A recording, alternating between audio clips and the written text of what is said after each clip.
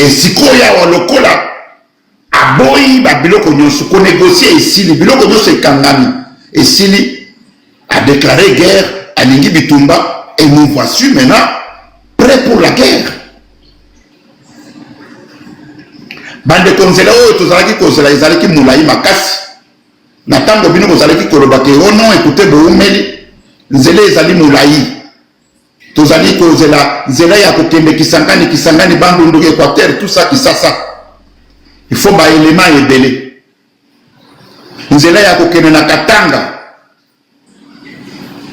ezali nzela mulai il faut ba élément ebele yango wana tozalaki koformer ba élément 15 000 eza kobima bakala mingi te oyo ebimi eza 7400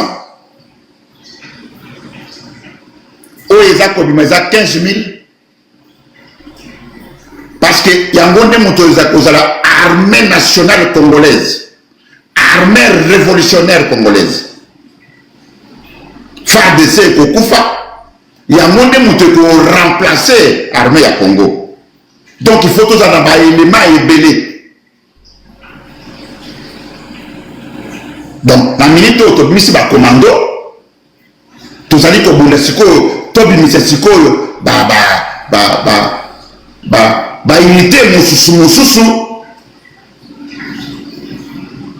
militaire, Congo infanterie, armée terrestre, commando, tout ça, il faut tout bimisa bango. Donc on a pas Katanga, baza kozela bido, kuna ndeto oko zwale musota moi plus de 100 000 militaires commando. Na bana Katanga baza kozela biso, ba oyo baza ko benga na butu mo iba kozela biso. Bana Katanga mikolo nyoso ba benga kangai baza kozela, ba kozela. Tango toza kokota bala moko bakoti na armée. Bandeko, soki omoni mutu ya bwanya, mutu ya mayele, azali kozala sima ya Félix na minute oyo. Bobenga Kinshasa, bobenga bandeko na Congo, milelo na milelo. Milelo na milelo. Insécurité eza na kati ya Congo, insécurité totale. Tata moko abengi nga abinde kona ngai boumeli mingi awa ndenge bazako kunda batu na Kinshasa awa bazako kunda batu on dirait que est-ce que bato bitumbeza na Kinshasa ou bien nini mais bitumbeza na Kinshasa te yo somoni muntu akufi muntu azako tambola boye muntu akwei bum akufi na Kinshasa muntu azako la mukana tongo azako tambola omoni muntu akwei akufi muntu avandi omoni muntu akwei akufi elingi koloba nini muntu alete muntu akufi muntu pona nini balobi akufi abilité akufi po aliaki te oh muntu akufi alobi pour aller quitter. Oh là là! Mais ça, ce n'est pas vrai, ça! Papa, on a béni à bien à ça pour la vie. Et papa, nous allons que ça là, pour exagérer. Awa, au kokuta muntu akwei na nzela. Batu baza kotala, engaye, baza kolekaye. Baza kole. Et pourtant, soki moninga akwei okomona batu bakendaka na secours ya mutu akwei po na nini toza ba solution leo mosusu akwei fatigue akwei nzala akwei maladie to kotika ye na hôpital te na Kinshasa batu baza kobanga mutu akwei engaye akwei mawe engaye est-ce que azara famille a été mutu ayebi ete vraiment mutu ayebi ete mais mutu azali kokufa pona nzala mutu akwei vertige ya nzala Ce qui va penser à ta moi libre na coca, beaucoup moins à la mouki. Papa n'a pas dit que Batu bazali ko kwea nzala. Muntu mususu muni wa kwea kaboye. Ngaye bakwe banandi yembango. Boya na lipa na koka. Basombi lipa na koka baye bapesie. Muntu ameli koka ameli lipa. Naza wapi? En tout cas, nini? Nzala. Siko yo siko oya kolobake. Botika Félix Avane. Bosiko mbongo nyonso ya fa, mbongo nyonso ya Congo. Ezali bakangiango na maboko ya famille, bakangiango na maboko ya famille ya mwasi na ya mobali, bakangiango na famille na bakamarade. Muntu bamipesi ba salaire ya kapakata ya ba salaire. Bazako zambongo na banque. Batuna te réseau ezali ke o bake kosoma masasi, bake kosoma minduki, bake kosomba biloko akolia basoda. Contrôle ezali te. Mutu aza ko gérer mbongo yemoko ya République démocratique du Congo, comme na Félix na masina ye.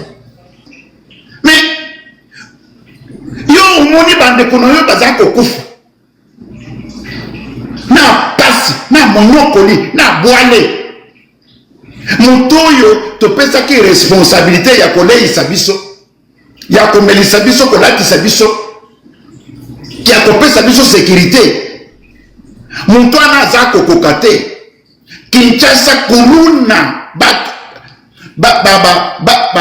force du progrès bakomi na bateni bakomi kokotela batu na banda, ba policier baza kokotela batu na banda.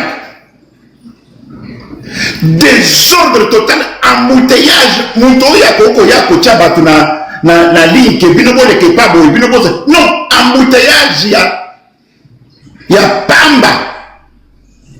Donc il n'y a rien qui marche au Congo. Absolument rien bande konangai. Monto ko sabino te eloko ata moko eza kotambola te na minute au Congo eza zamba.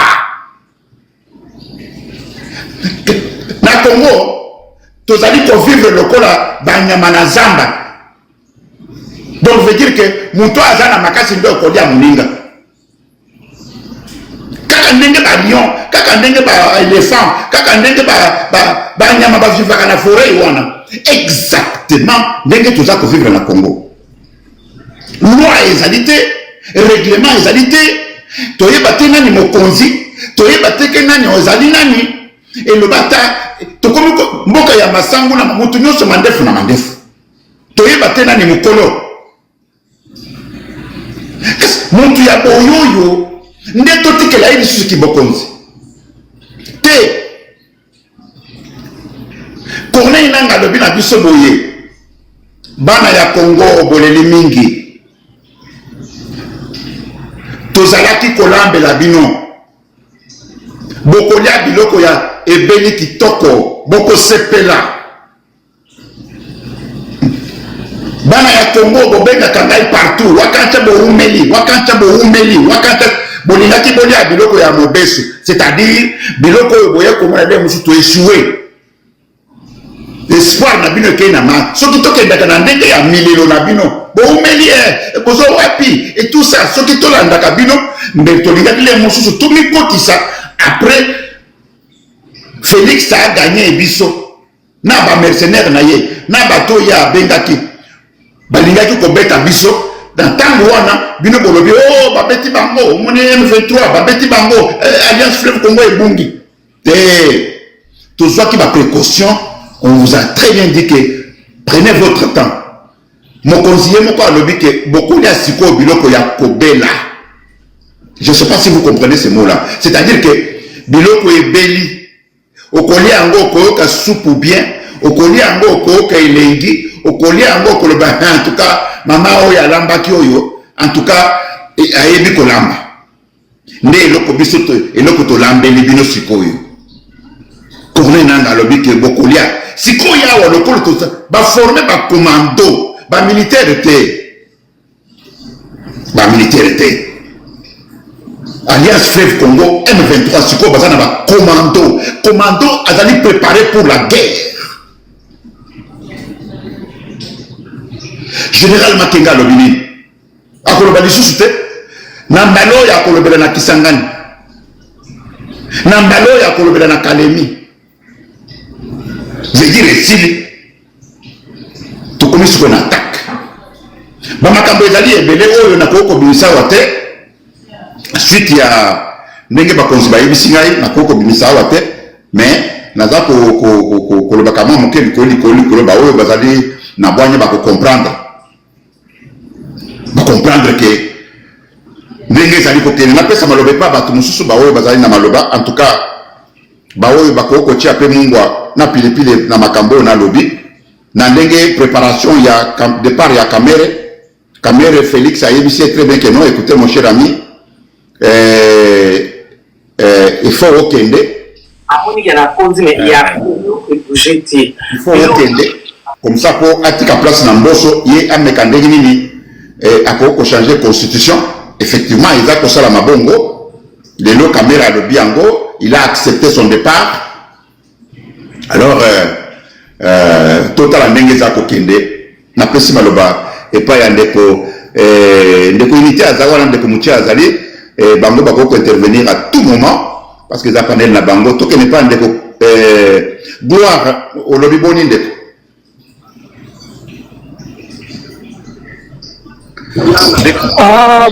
Bonjour les grands Wakanja. Bonjour Ilombe Mobali.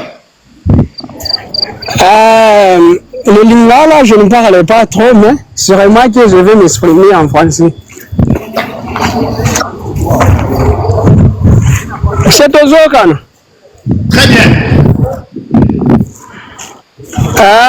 Je dis ceci, les grands prêtres Wakanja. Moi, je suis à Kolwezi et je suis au Katanga. Jusque-là, nous attendons la lutte qui vous avez déjà menée, en tout cas. Nous tous ici, nous sommes prêts à s'intégrer dans notre élite de l'AFC.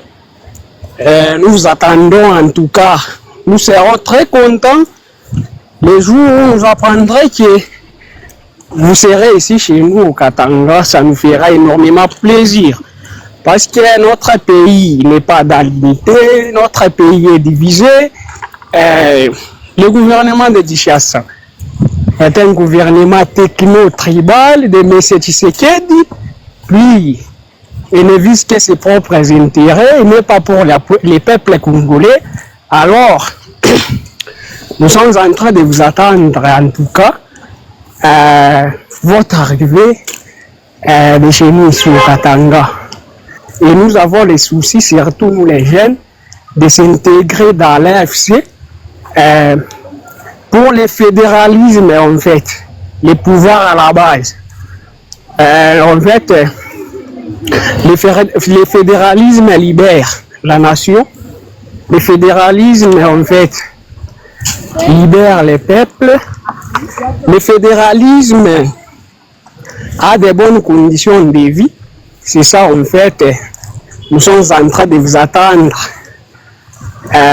Votre arrivée ici au Katanga, on sera très content, surtout nous les jeunes en fait, on sera très content et nous serons toujours aux alliés parce que nous voulons le changement.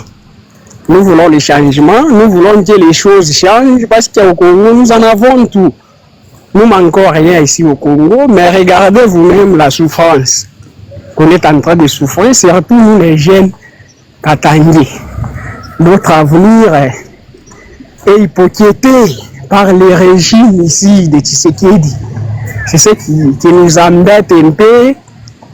Ces régimes ici, en tout cas, on ne s'entend rien. C'est un régime tribal, c'est un régime qui n'a rien à nous dire. Donc, en bref, nous sommes fatigués de ces régimes en fait. Nous sommes vraiment fatigués. Nous attendons en tout cas. Nous attendons. Et pour finir, j'allais juste vous demander, quelles sont les conditions pour s'intégrer dans le mouvement de l'AFC, pour libérer notre pays. Parce que nous avons beaucoup souffert, or que nous avons tout au pays, mais nous souffrons. Comment est-ce que c'est possible? Il y a une catégorie de gens qui sont en train de se réjouir eux-mêmes dans leur mouvement là, des unions sacrées là, les mouvements d'abord des détourneurs, des menteurs, depuis qu'ils ont commencé, toujours des promesses. Donc on n'a rien vu en fait, on n'a rien vu à part les vols, à part les mensonges, les détournements, les accusations à outrance. C'est ce que nous vivons ici au pays. Et alors, nous vous attendons en tout cas. Le jour où on apprendra que vous êtes ici au Katanga, on sera énormément content et ça nous fera plaisir.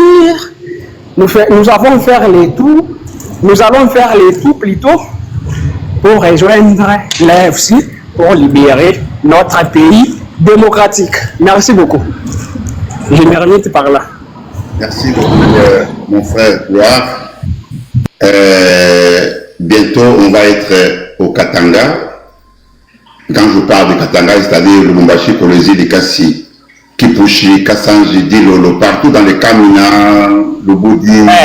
Ouais, c'est ça. On va être partout là-bas, bientôt, je te l'ai dit. Et j'ai confiance avec tout ce qu'on a déjà fait comme plan d'action. On va arriver au Katanga bientôt. Tu nous attends là-bas. Une fois qu'on entre au Katanga, venez t'adhérer officiellement à notre mouvement. C'est ce que nous voulons. C'est ce que nous voulons. Parce que l'AFC nous a promis les changements. Et j'ai essayé de parler et de dialoguer avec les compatriotes de l'Est. Ils m'ont affirmé que là-bas, ils vivent paisiblement, ils mangent très bien, il y a des bons travaux là-bas. C'est ce que nous voulons aussi ici au Katanga, parce qu'ici nous avons tout. Nous avons des entreprises minières, nous avons tout sauf rien. Et surtout ici chez nous, là-bas, à Kolwezi, c'est la première ville mondiale sur les plans de cobalt. Vous voyez au moins. Mais nous souffrons beaucoup. En fait, nous avons beaucoup souffert et nous sommes fatigués de la souffrance, surtout nous les jeunes. On ne se retrouve nous-mêmes pas. Alors, nous attendons votre arrivée ici chez nous, au Lualaba. Ça nous fera énormément plaisir parce que vous avez la mission de venir nous libérer et de chasser les messieurs ici de Tshisekedi parce qu'il est un tribaliste. Il pratique trop de tribalisme. Lui, ce qui lui intéresse, c'est ses poches personnelles, ses intérêts. Il est égoïste, il partage les gâteaux avec sa famille là, tribale. C'est ce que nous déplorons ici, même au Lualaba. La gouverneure qui est ici, elle pratique trop du tribalisme, même son assemblée là, provinciale. Elle est tribale, c'est ce que nous ne voulons pas. Venez nous libérer ici, le grand prêtre Wakanja. On sera MP, pas MP, mais ça va nous faire plaisir. Ça nous fera énormément plaisir en fait. On sera dans la joie ces jours-là de votre arrivée ici chez nous, au Katanga en général et en particulier au Lualaba. Merci beaucoup. Merci beaucoup, Gloire. À bientôt. On va se donner des accolades au Katanga et on va partager ensemble des minéraux. Merci beaucoup, Gloire. Voilà. Toleki, il y a Maman Irène Namonaye Kala. Maman Irène Namonaye Kala. Ah oui, Moukoulumpa, bonjour. Good evening, comment on dit en anglais? Good evening, good evening, good evening. En tout cas, na sepeli makasi, na zayana makambo ibele, na zolanda bakour moko boy, donc naza concentré. Ba live na kota lisusu upenzate parce que na passaki examen na mataki sikoyo nazosala makasi na matasusu échelle nakende mpena likolo mpo ntango makambo nyonso ya Kinshasa ekozala bien biso tokita kuna topesa mwa makanisi na biso ndenge mboka ekokende liboso parce que biso bakongolais tokozala biso soko tali bien depuis 1960 bakongolais baza koya mikolo nyonso na poto kobwaka ngunda peuple depuis 1960 ça doit s'arrêter. Il faut s'arrêter, il faut tozala peuple moko fier que awa na poto tozoya na ba visite batu pe ba respecter biso tant totalaka na ba avion ndenge ba refulara batu po bazonga na mboka na biso et ça la rapasse na motema. Or qu'on vient d'un pays riche, un pays digne au batu bakoki ko lia 3 fois par jour ba programme ya santé ba programme ya malamu fo esalema po biso tozala debout parce que congolais azali peuple moko glorieux. Tozwaki nde ba dirigeant ya mabe depuis 1960 nde babomaki mboka na biso yango na tokomi na niveau soko tali Chine bazalaki lokola biso metala Chine niveau bakomi nango en 1960 Chine ezalaka lokola biso mais lelo est-ce que ba chinois na mboka na bango bakotelema na ba congolais? Non, c'est la honte. Il faut mboka na biso démarrer pour que l'Afrique démarre. Tokoki kotika la teka na sima ya batu kaka ba congolais mingi bazokufa na poto na ba souci na solitude mboka na biso ezali elengi otelemi na balabala bo beleli batu baye toza peuple moko hospitalier siko biloko wana biso tokoza la tete to bana kovana pona mutu moko un groupe d'individus baba na kokanga mboka mobimba ndengo wana non ngana lobi na président Corneille Nangaa en tout cas nazali na makila na motema ndenge mboka wana eza kokufa nde bato bazokokufa c'est le seul mobali oyo atelemi na Congo wana po alongola dictature oyo en tout cas napesi longoni ya félicitation naza kozela soki ka AFC kiti kaka na kine la semaine après la semaine prochaine nga moko na matina Kinshasa kuna na ye en tout cas ekozala esengo makasi esengo makasi nzamba sunga vraiment parce que trop c'est trop bato baza kokufa et puis bamsu baza ko assassiner bango na ndaku investigation ezate recherche ezate loko moko te au moins mutakufi c'est quel pays ça ana poto so mutakufi mais il faut passer la recherche il faut inspecter à telema il faut bakanga banzela baluka police scientifique pour ko récolter babiloko mususu etikali na kata mais chez nous tout ça était inexistant pour na nini parce qu'il y a la dictature, vérité égalité, corruption, makambo ebele. En tout cas, na sepeli makasi lelo, mukulumpa na sepeli fort penda lelo. Ndenge nazabo nazana esengo ya kusakana te. Tant na kote na live na yo na kuteki ba désordre ngana bi non. Il faut na kote heureusement matsakinga. Mais nzamba rosala penza en tout cas Corneille Nangaa asa président na biso a repesa biso dignité na monde. Kaka na pays te mais na monde puisque na monde ba mona rabiso toza muke or que pays na biso c'est les géants mboka na biso na biloko ebele obwaki kaka tomate boy et bimi na kati ya mabele quel pays riche même na Kinshasa kuno obwaka tomate na nzela moni tomate baniko bota un pays riche comme ça biso tokoma ba clochard na mboka mindele pona nini romona bato na nzela baza ko souffre bato ebele balingi bazonga na Kinshasa mais bazozela kaka Corneille Nangaa koma kaka na Congo romona bato nde bakozonga na Kinshasa puisque mboka oyo bazolinga pe blisusu batute Royaume-Uni basaki marche avant-hier bazolinga sou batute bazolinga soute mais nous maintenant pourquoi on ne peut pas vivre chez nous ba village nyoso wana eza po bato baza ebele na Kinshasa parce que misala ezali na ba province te soki ba province nyoso wana ba senir ngo malamu bato bakolinga vana na Kinshasa te Kinshasa ekotika la kaka la capitale c'est tout na poto omona bato ebele bakendaka na ba province bazokende kovanda ba idée ebele papa okutu tokoki koloba mingi te vraiment na kosala plan détaillé po tozwa moyen vraiment mboka wana ekende liboso. En tout cas merci AFC, viva maman Irène, merci. Viva maman, viva maman Irène. Maman Irène a lobby eloko moko baninga omoni na Chine mikolo nyonso oyo babimisaka ba ingénieur mais pas na biso babimisaka ba pasteur na ba prophète na ba église mais c'est le contraire na Chine. Na Chine babimisaka ba pasteur te ba prophète te ba église te yango na omoni koya na biso toza koya système wana ya ba prophète ya ba église ya ba pasteur tokokanga nano yango tolobi non tokangi nano biloko wana yake comment est-ce qu'on appelle ça espérance ya muntu nyonso ekomi kaka epai ya Nzambe. Mais non, il faut travailler. Na Chine soki okei okokuta ata epai ya muntu azali ka mwa société moko akosala bamontre wana eza kokende kotekama partout.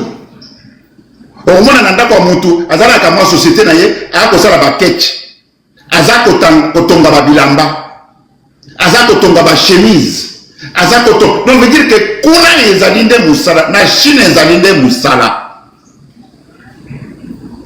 Na Chine ezali ke non na Chine ezali nde musala nde eza kuna. Ezali te ke non ozela ke Yesu akopesa yo Nzambe akopesa. Non. Wana ezali te lokola epala biso. Paris comme mingi epala biso. Pourquoi? Parce que bato nyonso baza na espérance ya koloba très bien que non Nzambe akosala. Muntu soki alingi azokoluka musala akotia yango Nzambe akopesa ye musala. Muntu soki alingi kovoyager alobi ke Nzambe mutu akopesa ye voyage. Muntu soki alingi kobala akoloba ke Nzambe mutu akopesa ye libala. Mais ça n'existe pas. Bato batangaka Bible balobi ke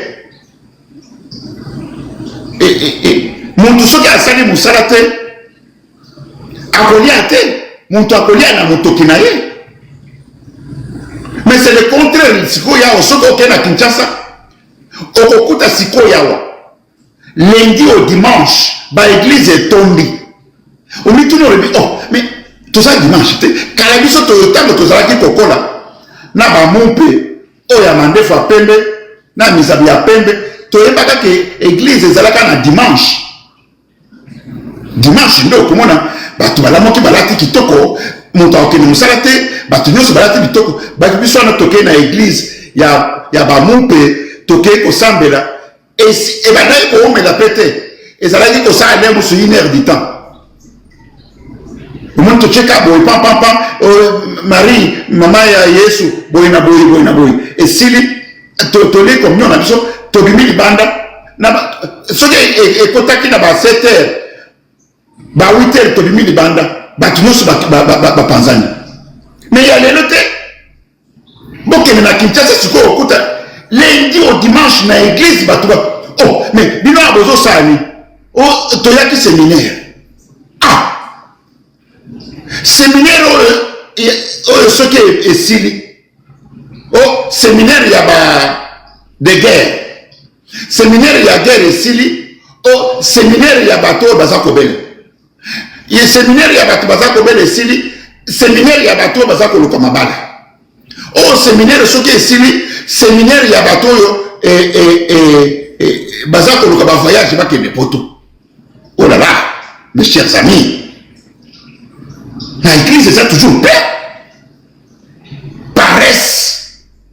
Mais non, ceux qui m'a passé wana bazaka na bato ya mayele bato ya bwanya mbele balobi na bato na bangwana to non bo ovanda oboete tozwi place moko na kinkole to kosala bilanga ya église ba oyo babanda kosala kuna bakobanda kofuta maota. Église ezala na bilanga, ezala na ferme. Église on a sauté comme une ferme, c'est-à-dire que ça n'y va pondu, et ça n'y va ngumba, et ça n'y va soso comme qu'on produit ba maki. Au moins église comme il y a un magasin à yango, magasin ya église, magasin ya église wana ezali nini sikoyo basomba kango biloko kaka epa bandimi basomba kango na moins cher. Ce que bandimi o basalaka kuna bazali payé, c'est-à-dire l'église est créée par travaux. Le cas de l'église catholique tout le monde est catholique. Catholique, bazalaka na batonga ba école. Bazana ba enseignant kuna, bazali na boye, bana batangaka, ba église ya ba catholique, basala ba kambo belé. Tout le monde est ba kimbangiste. Ba kimbangiste, bazali na ba école, ba kimbangiste, bazali na ba activité kili. Mais ce qui otali ya biso ba prophète otozana bango, ba pasteur otozana bango. Société ta mon côté, oye ko contribuer na bon ya bandimi na bango, ezalité. Baye ko fani sa batuka na ba église. Ba église sikoyo comment on appelle ça? Yo somoni pasteur. Réveil. Bah réveil bébo. Pasteur a son voiture, il y a plus de 500 000 $. À Sarakate, à Tonginda pour bijoux. Voiture, il y a plus de 500 000 $. Ok, prenons 500 000 $. 500 000 $, pasteur a tia Sikoyo. La société, vous ressemblez pas. Après si bandimi na ye misala bandimi bakomi kofutana parce que voiture ezali loisir ya ye moko mbongo pe ya bandimi mais ceux qui a plus de 500 000 $ wana la société moko songolo pakala a engagé bandimi akoki kosomba ngo ba tracteur akena maluku na kinko de partout azui place moko ya munene asali kabakati abizanga bandimi bakomi kokufanzala lisusu te mais c'est le contraire mutu ye moko asombi mutuka mbongo ya bandimi asombi yango mutuka ye moko ya plus de 5 mais soki na yebi très bien ke yo nde mutu oza ndoki oza mutu na kopesa confiance te donc vous voyez inutile. Appelle-moi mon cher ami si j'ai mal fait. Appelle-moi si j'ai mal parlé. Corrige-moi. C'est tout à fait normal. Tozali baton zamba ke là.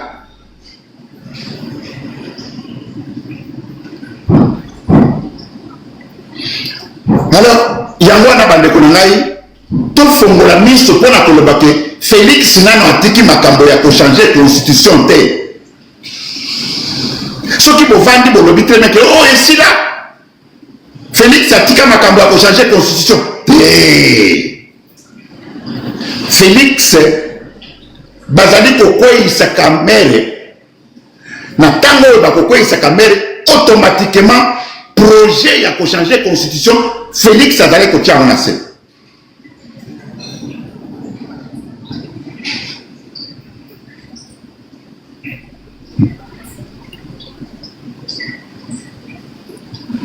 Azali kotia nano atiki yango te na sololi na batu bato oyo bazali bato na ye na kati ba major ba colonel ba ministre ba député to sololaka na bango balobi ke projet ya ko changer constitution nano etikami te ezali epe ekomi kokende. Mais biso tolobi ke tokotikela ye tante ke akoma na niveau wana kamera za kolongwa bakala mingi te nini ezo lelo toza de 15 kamera bazongi ba chambre nyonso mibale ezongi na mosala na discours ya kamera ba oyo balandaki yango boko sentir ke kamera sakei boko sentir alobi bien na maloba na ye oko sentir que non andimi kokende et pe asa akei alobi ke na kei pas de problème discours na ye ya ouverture oyo bato basuku bato bolanda ye bokoyoka très bien ka sa andimi kokende et pe akokende mais kokende na ye ekozala na baconséquence.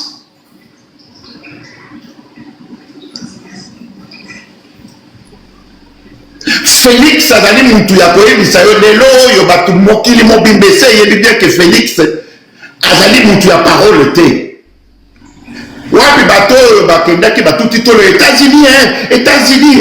États-Unis alobi alliance balonga le 15 le 17 juin et le 17 juin esili nani Trump alobi États-Unis elobi tozawa lelo tozana le septembre 15 le 15 septembre 2025 on est toujours là.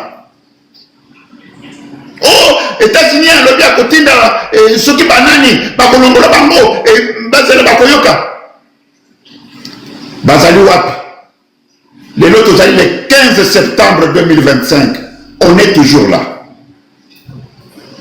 tozali wana epe esili oh na doa balobi boye na doa balobi esili vraiment balobi babima baraba balobi balongola babima mbangu mbangu wapi baraba oyo balobaki na doa nous on est toujours là. Oh kanjana alobelo komoko asizinga na boulot loba elombe je peux parler? Bien sûr. Bonjour papa Wakanda, je suis très content à Komonayo. La personne qui nous fait dans la panel de je voudrais tout simplement que souligner le Komoko pour mon la français batumingi baluba. Peut-être que utiliser comme expression nous tout comprendre en quartier. Baluba un esclave. Un esclave qui ne sait pas se révolter ne mérite pas qu'on s'apitoie à ce sort. Il faut que les Congolais comprendre que les seuls biens autozana ango ya commun oyo mutu moko ta aleki moninga te selon esprit ya constitution na biso eza Congo. Ah même yo na papa na yo moko ta aleki moninga. Ça veut dire que tozana graine moko ya diamant biso nyonso tozana to bénéficier na yango.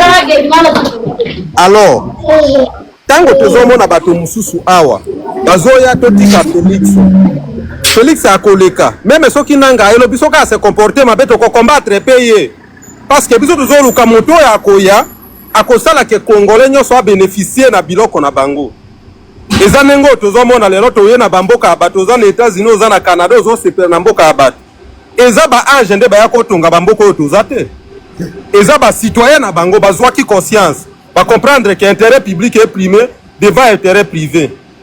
Alors tant que tozomona bato mususu lelo bazomona toza devant un dictateur, un tyran comme Tshisekedi. Yebisa biso solution nini? Mboka nini bato ba se liberaka na maloba na ba discours. Voilà pourquoi moi je soutiens moto nyonso oyo neti Corneille Nanga. Ba bisimo ya kozala effort que tolungola Tshisekedi parce que non pas parce que Tshisekedi aza muluba, non pas parce que Tshisekedi aza munene, non pas parce que Tshisekedi aza na basimi balo bien moi simoko parce que Tshisekedi azoye ba ko distribuer richesse na bisote. Il faut que bato ba comprendre eloko wana. Biso toza na problème na Tshisekedi te comme individu. On a un problème avec Tshisekedi par rapport à sa gestion.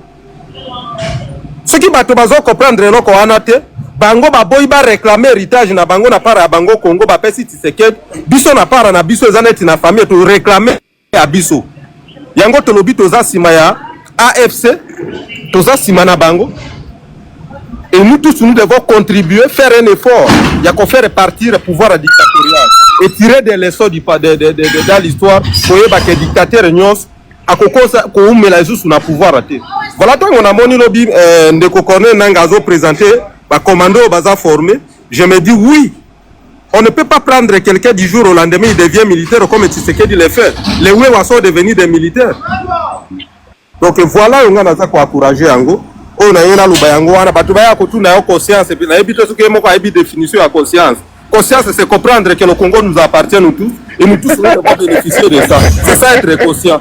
On a évité un niveau, on a autres nous avons la conscience, on a comprendre on deni. On a eu la longa, on a natikeli baninga na yo kwa réaction na bango.